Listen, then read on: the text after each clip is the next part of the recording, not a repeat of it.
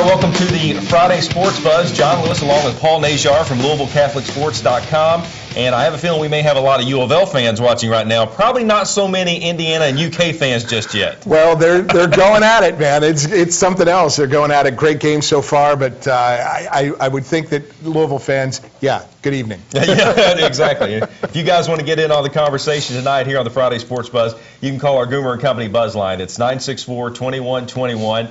And you are watching the Friday Sports Buzz from the iTech studios. Paul, the first half of this UK-IU game, for those who apparently are not interested in watching it, we'll recap it for you a little bit. Sure. UK led 50-47 at the half. I mean, it was a shootout. Wow. I want to say it was good offensively, not really bad defensively. No, it was just high-level play. Yeah. Everybody on both sides, and then the foul trouble sets in, and you've got issues. When you have foul trouble, you're just creating issues, especially with Davis getting 2 fouls early and sitting for, 14 minutes in the first half. So that left a hole in the middle. But one thing that was really neat to see is when Darius Miller came in to lock down Indiana's point guard a little bit, he stopped that penetration. Darius Miller's a real key for that UK team. Yeah, and I think he has been for this run so far. You know, Indiana at one point was shooting a 62% clip. They ended up shooting 58% for that first half. That'll win you some games. That'll win you some games. And when Kentucky has problems, John, this year it's been if Teague is playing poorly, if they have foul trouble, and if the other team's shooting well. And that trifecta was going on. That was what the first half recipe was happening against Kentucky. So they've got to be careful. I think Coach Cal has a better handle on it right now at this point in the season. It took him a while during the season to understand, hey, when Marcus Teague isn't playing well, I've got to pull him out of the game and use Lamb and Miller more with Jones on the perimeter to make it more effective and just to limit the negative impact that Teague has on the team. It seems that there have been several times we talked about this. He tends to, we've seen him play at a much better level, and then he tends to regress a little bit. It's uncanny. You think of the SEC tournament, what was going on with Teague there. He played a terrible game, then a great game, and then another bad game. And Cal has to manage early in the game. He's got to see. Can't let him make more than 2 or 3 really bad plays in a row. As soon as he does, you got to change him up and tell him to settle down and get him to regroup, because they don't need Marcus Teague to win. They don't need him to play great to win. They need him to play well. Just play average. Don't lose it for us. Don't do too much. And I thought his shot selection seems to have gotten a little better, especially in the last couple of games. Well, tonight early there were a couple of weird ones, but you're exactly right. That's the thing that he's got to figure out, is say, hey, we've got to make ourselves, we can't draw negative attention to ourselves. I compared him to Edgar Sosa. And for years with U of L, all he would do is draw negative attention to himself. When you draw negative attention to yourself through bad shots, bad decision making, and turnovers, you hurt your team, and you want to avoid that. Michael Kidd-Gilchrist, who has pretty much been a non-factor for a while. Unbelievable. Starting to play better. Now, I know Indiana defense held him, in the first half, but the shots he did sink, they were tough shots. He was drawing contact. I mean, he's really stepped up in this game so far. What's surprising is he ended up being with 11 or 12 points in the first half, and you thought, where'd they go? How'd he get them? Well, I thought all season, for the first 3 quarters of the season, Michael Kidd-Gilchrist, I thought, was a difference maker. I thought he was a guy I could say, wow, anybody play harder than him? And at that level, woof. But you're right. Towards the end, he had a little bit of a tail off. Maybe he's gotten a little fatigued. But I think tonight and throughout this postseason run, he'll be okay. You know, we have heard so many times before, especially before Calipari came in with his whole groups of one and dones, that freshmen tend to hit that wall because they haven't played that many games through high school. Is he undoing some of that, or are we just seeing a talent level that's much above everyone else? Yes, I think it's the talent level above everyone else. But even at that level, you know, what you're talking about hitting a wall as a freshman is because you might play that many games in high school, but you don't play it with the intensity of wearing a Kentucky uniform. Good point. And teams coming after you with that type of intensity in front of 24,000 to 20,000 or packed houses every night. So you can hit that wall no matter how great you are.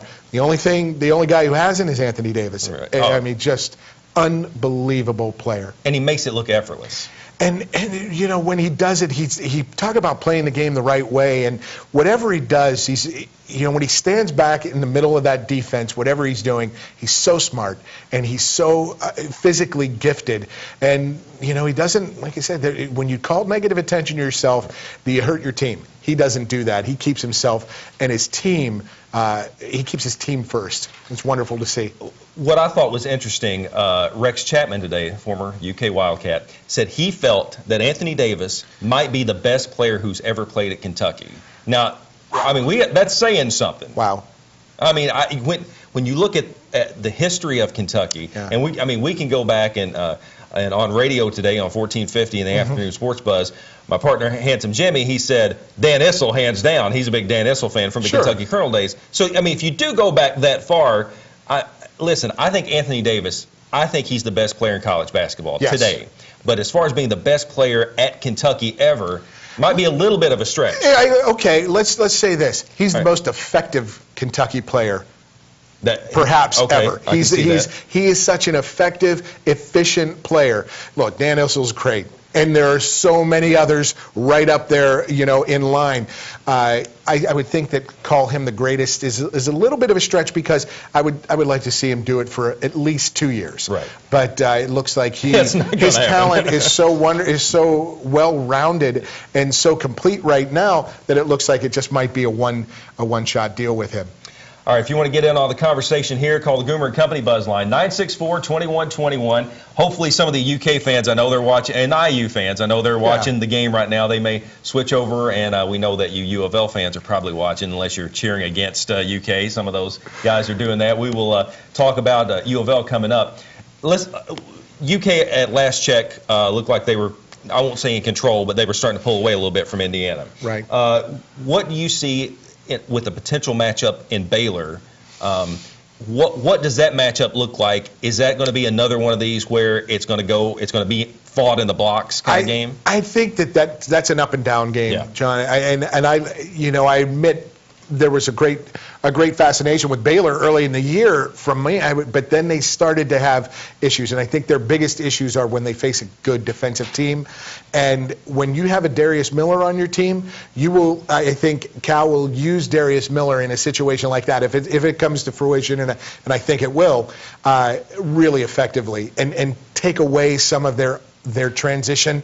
You're going to play into the athleticism that Kentucky has, and I think they have a few more athletes than Baylor. Yeah, I really would like to see the matchup with Quincy Acee and Anthony Davis. Yeah, I think that there's one that we'll all enjoy, but I think Davis will come out a little ahead. Quincy Acee, he's just incredible around the rim.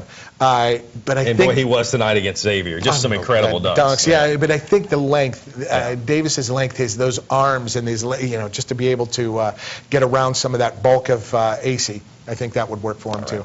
We're going to talk about the Louisville Cardinals, who pulled off that win against MSU, and now another storyline matchup coming up here in the Elite Eight. Stay with us here on the Friday Sports Buzz.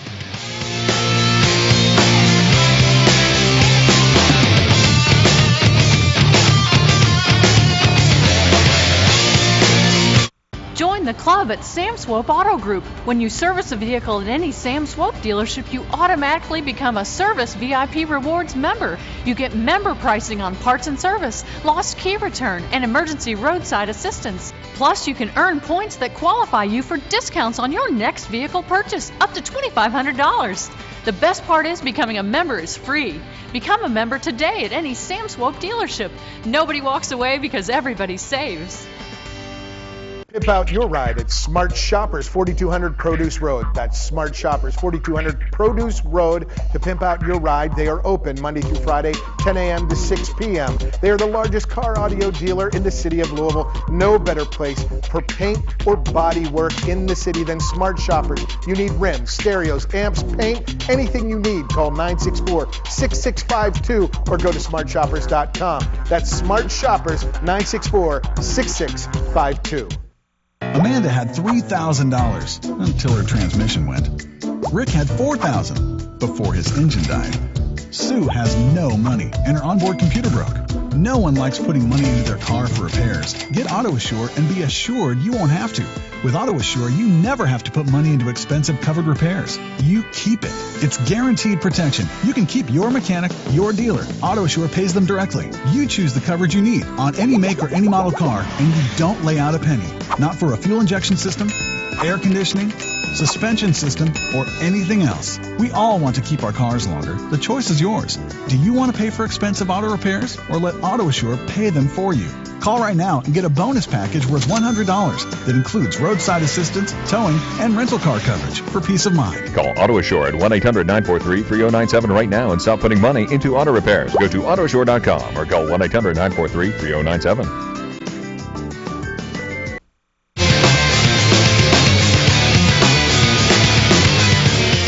Welcome to the Friday Sports Buzz. John Lewis along with Paul Najar from LouisvilleCatholicSports.com. Going to talk now about those Louisville Cardinals last night. Listen, I'll be the first to admit, I've been critical of Rick Pitino for most of the season, and especially in February when that team looked like they weren't, I mean, they might have gone to the NIT. I know. Yeah. I don't know if it's him, if we're seeing what the players have been able to come together because they've been able to practice, they're healthy now. Whatever's happening, it's working, because last night I thought, they would be in trouble against Davidson. They win that game. Then I thought, well, New Mexico, who knows? I was actually more worried about Davidson than New Mexico. They win, and then Michigan State. I had to quit. I have quit doubting Louisville right now. And John, you're not alone. I mean, there were a lot of people who thought that. I put them in my Final Four to play Kentucky in the Final Four because of the defense and what I've been seeing at the end of the season with their guard play out on the perimeter and the disruption that they are causing for opponents on the perimeter. And that's a big deal. When you can, they always talk about the NCAA tournament. If you got the best guards, you're going to do really well. Well, they've got guys who take those best guards and turn them into bad guards. Yeah. And when they get after you on defense in a way that no other team has, I just look at that. I looked at that the whole time down the stretch, and I said, boy, they're healthy, they are practicing, but more importantly, they're so disruptive of what other teams want to do that, it just makes them, it turns a good team into a real helter-skelter average team pretty quickly, and then they start getting frustrated, and you saw what Michigan State did. Yep. They start jacking up bad shots, and they start missing shots because they're looking for somebody's gnat-like hand to fly around right. and swat a ball. So that was it was neat to see them develop that in the last 3 weeks of the season. I really liked what they did against Michigan State. They certainly not when they were missing all the shots, but when they started sinking threes, those were going down the first half, and then they started going inside in the second half. Yeah. Michigan State was completely disrupted. Draymond Green, who's a guy, and we saw this formula work for other teams. Draymond Green from Michigan State could get his, and the other team could still win. He had 13 points, 16 rebounds. And U of L still pulls off and held them to 44 points, and they win 57-44. A 13-point win. We were up at the Elite Eight watching on the computer for the first half, and as soon as we started watching the game, I said, "Geez, first to 35 will win." Yeah, and it's pretty much how it happened. But it was the team. They just disrupted the flow. Yeah. You disrupt a rhythm when you're playing all season long, 30 games, and you get to this stage of the season, and you've got to face a team like Louisville who are going to disrupt your rhythm. If you're not ready for that, if you don't understand that you can still take good shots against that type of pressure, or you fold, then you're going to end up losing, because that's what Louisville does. They disrupt your rhythm. And there's a reason that Rick Pitino likes to chart deflections, because that knocks a team out of rhythm, especially in an up-tempo kind of game. And then, Russ Smith doing what he does. He's been incredible. I remember back in January on the show, how the offense, and it was kind of sad that he was having to have the offense run through Russ. But you know what? It's not. I mean, this guy has provided a spark that who would have seen this? As long as Russ doesn't do the Marcus Teague thing when he 2 or 3 or 4 mistakes in a row. Right. But you're right. I wouldn't have thought it. Did you see any one of those 3-pointers go right down into the basket? He uses the rim, the backboard. He uses everything he can. And it just doesn't. It's uncanny that these guys are they're taking shots, and you're thinking, that's not a good shot, and it somehow it just rolls around and drops. So, however it gets done, it does. It's not pretty. He knows it, but that's what he has. He doesn't have the offensive talent to make it look pretty, but he sure does have guys committed to dogging the opponents on the defensive end of the floor, and that's something special, that they can do that and rely on it to create some offense. Well, I thought Russ, of course, one of the great comedians of college basketball, when they asked him after the game about the tip-in he had, he said, "Oh, that was a set play." Kyle Keurig laughed and said, "Russ thinks every shot he takes is a set play." I mean, that's the kind of guy he is. But they said they do practice that, where they'll go in and do the tip, kind of a tip drill thing for guards. But yeah, it was not a set play. Never. Well, I would say that Russ, when you have that type of mentality of duck and covered mentality, throw it up there and pray for the best. That's the way it's going to happen. But, the back door to Siva for the dunk was just, you do it at the right time. You saw that opening a couple of times earlier in the game, but you didn't have Swapshire out there with the confidence, or someone like Swapshire with the confidence to actually make the play happen. And, when you just get out on the perimeter and it's that little gnat attack, I think it was Buzz Williams up at Marquette that called them, it's the gnat attack. They're just these little guys with these supremely quick hands. And even the big guys feed off that. They're going after. You saw Jang in the post tipping balls. I mean, he had seven blocks. And how many altered shots? 16 deflections, they said, which include the blocks in the game. So it reminded me of Braden Hobbs' game for Bellarmine Wednesday night in the quarterfinal. Shameless plug for Bellarmine there. But and well-deserved. Yeah, they earned it. They earned the attention. But 16 deflections is unbelievable in a game. And Gorky was the best player on the floor yesterday, and he had to be. Michigan State coach Tom Izzo said, he, maybe half jokingly, but he said he was going to start practicing before getting ready for that game with maybe 6 or 7 guys because their hands everywhere. And not just using 6 or 7 guys, which is what he did, but using defensive backs from the football team. Yeah. And he wanted those guys out there just to get an understanding of the anticipation that this team has. It's uncanny how they do it. But, the Louisville team, they have to rely on it because they know offensively they're challenged. They really are. All right. Anybody who tries to convince me that the NCAA committee doesn't like storylines, well, they're not going to convince me of that. Because you look what happened with Kentucky, the overall #1 seed. Who would they end up playing? Either Western Kentucky at the Yum Center or Mississippi Valley State, who had Sean Woods, who played on the Unforgettables. Right. So that was going to work out. They also put them in the same side of the bracket as U of L. So there's a chance that if U of L wins, it would be UK and U of L in the Final Four. And IU. And IU there, the one of the 2 teams that beat UK. And so here's another storyline for us on this side of the bracket.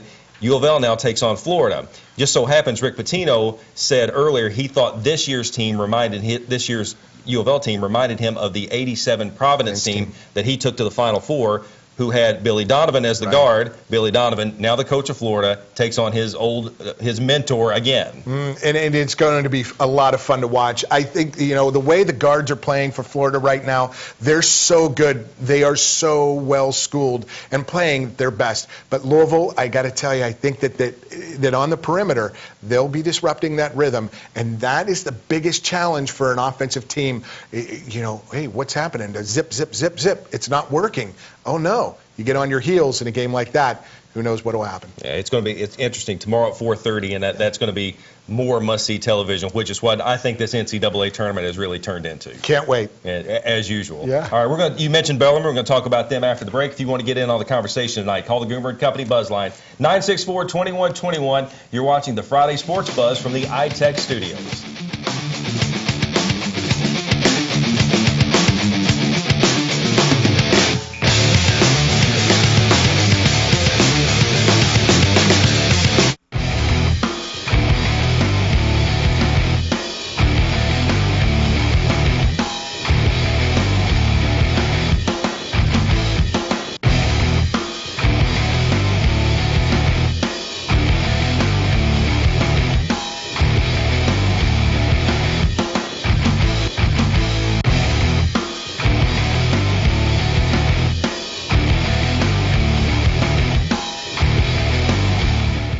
Got $5 and change? Then you got to go to CiCi's to enjoy the endless buffet of fresh salads, savory pasta, delicious desserts, and fresh from the oven pizzas. Our dough is made from scratch every day, and our sauce is a blend of vine-ripened tomatoes and spices.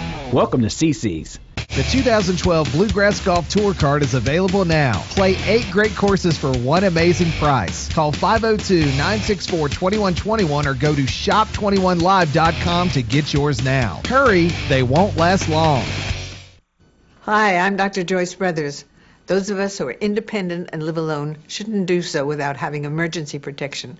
And for reliability and peace of mind, I recommend the Alert USA Emergency Response System. With Alert USA, simply wear our pendant in and around your home. And if you ever fall or otherwise need assistance, just press the button to be connected to a specially trained operator who can summon help anytime, day or night. I believe that in these tough times, Alert USA provides the best emergency support and value for your dollar. Right now, for a limited time, get the Alert USA system for just 50 cents a day. You'll also get our free 911 emergency cell phone that'll protect you when you're away from home or in a blackout. A phone so advanced, it can even take your blood pressure. Plus, we'll include a free smoke detector with 24-hour monitoring. Only Alert USA protects you and your home no matter where you are. For a free Alert USA brochure, call 1-800-834-5608. That's 1-800-834-5608. Hi, if you missed 21 Live this week, we have a classy casual Italian restaurant that you just have to try. And we'll plan your next birthday party at Champs with a great deal. And it's turning time, Jenny, March Madness. That's right. We've got a great place for you to watch the games. It's in Bardstown, Parker Sports Bar. So check all that out on our website, shop21live.com. And, of course, catch all these great values when we're on Saturday mornings at 10 a.m. 21 Live, Kentuckiana's live local shopping show.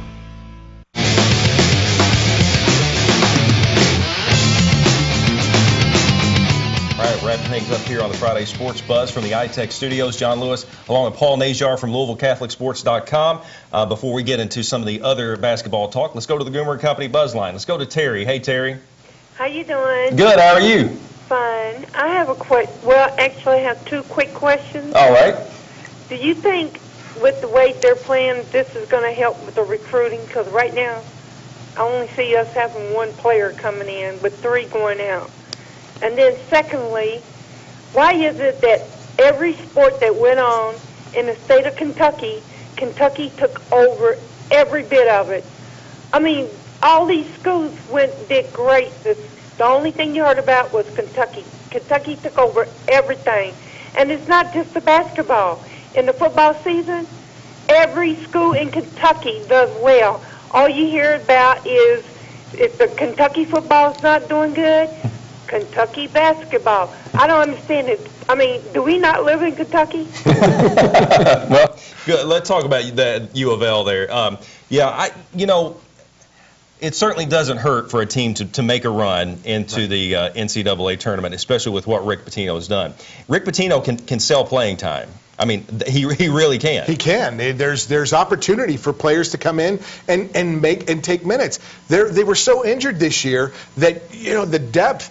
They needed these guys to develop quicker. And next year, look, if you're talented and if you can shoot, I don't understand the Zach Prices and the Angel Nunez's. They don't know how to play defense. And the Wayne Blackshears, it's defense, man.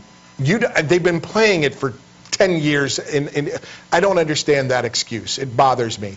But you have an opportunity. You come to Louisville, you can play, and if you play defense and understand how to play, right, there you go. Now, on the other hand, with John Calipari, unless you are a 5-star guy, he can't really sell playing time, but he continues to get the recruits. Yeah, well, you talk about recruits, and one of the recruits that we saw at the Sweet 16, Derek Willis from Bullitt East, I'm not sure he'll find any playing time, but that's another story for another time. But when you look at basketball in Kentucky, John, and I think Terry touched on it in her call, and you look at what's happened this year in the postseason: Kentucky, Louisville, Western, Murray. Then you go to Division II, Kentucky Wesleyan, Northern Kentucky. Right. Bellarmine. Then you go to NAIA in Division III, even with Transy. NAIA, Pikeville, Georgetown, Lindsey Wilson, Campbellsville. That's 12 college teams in in their postseason tournaments, deep into their postseason tournaments. That is amazing. Where does that come from? And I know Kentucky gets their players from around, so does Louisville, all around the country. But those other 10 schools, they get them right here. And it's because the game is so good, and it's so well taught in Kentucky. From east, west, north, south, doesn't matter. These coaches have to beat each other. So they keep developing programs at a younger age and a younger level, and it's something akin to where I grew up in Western Pennsylvania, where football is king.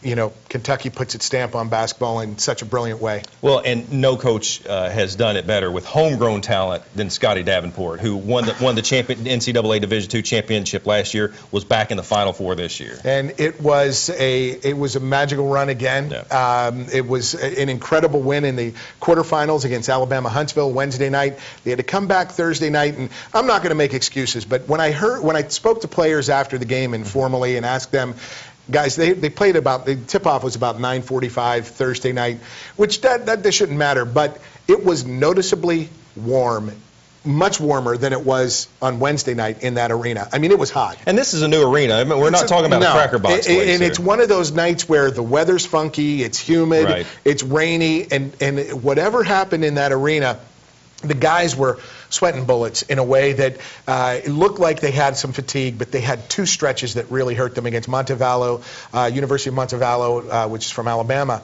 And those guys just attacked the glass. They out-rebounded Bellarmine 43-28. They had a stretch where they had 14 possessions, 10 of which ended in layups. 2 were missed layups, and 2 resulted in trips to the free throw line. And then Bellarmine went cold, 15 straight possessions, 10 missed threes, 2 turnovers, and 3 missed other shots. And it was just so tough to watch those guys go down because they were clearly the best team. Montevallo's the best rebounding team, but Bellarmine was clearly the best team, and I really wanted to see them in the finals on Saturday, but that's the way it goes. Well, we always like to touch on the NFL a little bit here. Much like basketball, it seems like the NFL is always in season around here. And there's been no bigger story, especially in this area, than where was Peyton Manning going to end up. And it just turns out he ends up in Denver. I thought the whole surprise about this was he goes to Denver, and I'm thinking he's going to Denver to try to obviously continue his career, but also to teach Tim Tebow how to play quarterback. And then they trade Tim Tebow to, of all teams, the New York Jets. I mean, this week in the NFL has just been incredible. John, I thought actually Peyton was doing a stopover, a layover in Denver on his way to Seattle. So he could go and be your team's quarterback. We could always hope. I left my Matt Flynn jersey at home for you, the new Seattle quarterback. But no, I think what is going on with the Tebow, I have no idea. My first instinct was, boy, he's going to go to New York and he's going to be buried in New York. It's just not going to happen. I heard a comment from Rex Ryan, the Jets coach, and he said, well, it's going to be tough as a defensive coach. It'll be tough. We'll have some wildcat packages to do, and it'll be tough for defensive coaches to prepare for us, prepare for whether he's going to play or not play. And I said to myself, well, you're spending millions on whether a guy won't play. That's not good. That's really bad. And if I'm Tim Tebow, I'm out of there in 2 years. Well, I'm not sure Tim Tebow is going to be in the league in 2 years. But maybe as a tight end. Totally agree. We will agree on that one. Not many people will agree with us on that. Paul Najar from LouisvilleCatholicSports.com. Thanks for joining us here tonight. Thank you, John. It's been great. All right, check out his work there. We appreciate you joining us here on the Friday Sports Buzz. Have a great weekend, everybody.